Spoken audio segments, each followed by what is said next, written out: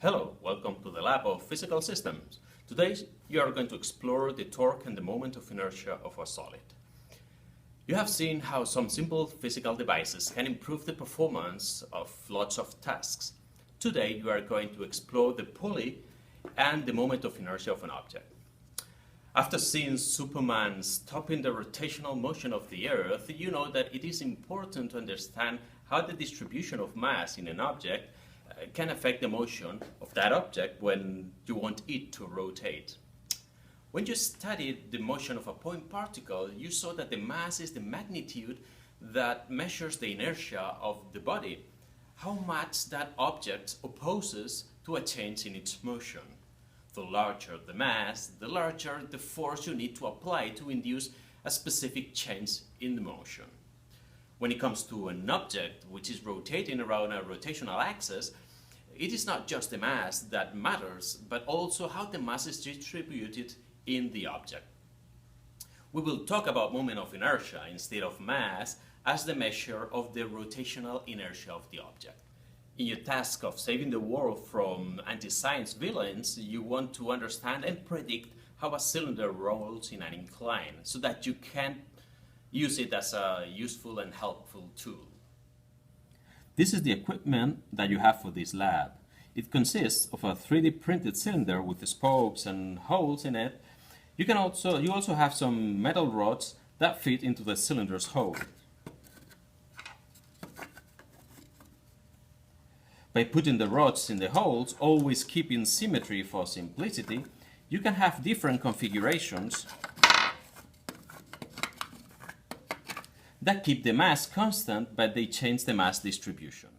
To explore how the moment of inertia is affected by the mass distribution, you can put the metal rods in the holes that are closer to the center of the cylinder and then use the cylinder as a pulley. You can hang a thread to the pulley and a mass to the thread. Then you can roll the thread around the pulley and drop the mass. You can measure the acceleration of the hanging mass. Acceleration will be constant all through the fall. Think how you are going to measure the acceleration. Because in its descent, the falling object makes the cylinder rotate. The moment of inertia of the cylinder will affect the acceleration of the falling mass. So somehow you can measure the moment of inertia by studying the motion of the falling mass. Once you have done this, think what would happen if you change the position of the rods in the cylinder from the closest to the center to step by step going to the farther from the center. Let's relate the moment of inertia with the acceleration of the falling mass. We don't know the moment of inertia of the cylinder plus rods system, but we can use a Steiner's theorem to write it in terms of the moment of inertia of the cylinder, which we may call I naught, and the moment of inertia of the rods. From Steiner's theorem, we know that the moment of inertia of this cylinder rotating around this axis is the same as this cylinder, same cylinder rotating around this axis, but here, plus m1 r1 square.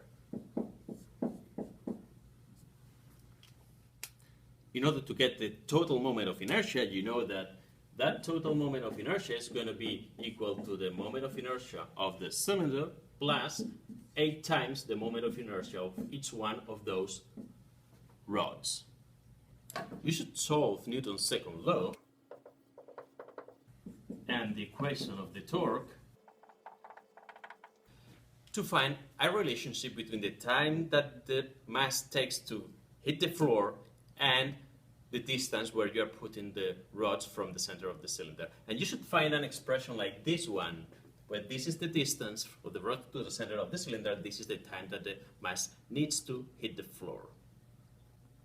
These two constants, A and B, will contain the parameters that you've been measuring, like, for example, the masses, the distances, and also gravity, G, and the moment of inertia of the cylinder. So that's why you should think about how to use this expression to calculate the moment of inertia of the cylinder and also G. Now that you understand how the mass distribution affects the moment of inertia of an object, let's study the motion of a cylinder descending an incline, rolling without sliding. When the cylinder rolls on an incline, there are three forces acting on it: the weight, the normal, and friction. Weight acts on the center of mass, while the normal force and friction act at the contact point between the cylinder and the incline. Remember that the normal force is perpendicular to the surface and friction opposes to the motion. Can you think of which force or forces induce the rotation of the cylinder? Without doing any calculations, which configuration do you expect to descend the fastest? Which the slowest? Why? You can again solve Newton's second law and the equation of the torque now for the cylinder descending down the incline. You should be able to predict the time that the cylinder will take to arrive to the end, to the finish line in incline.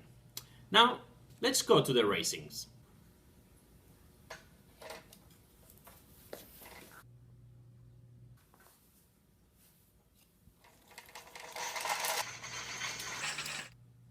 To wrap up, think of what you have learned in this lab and which conclusions you have arrived at.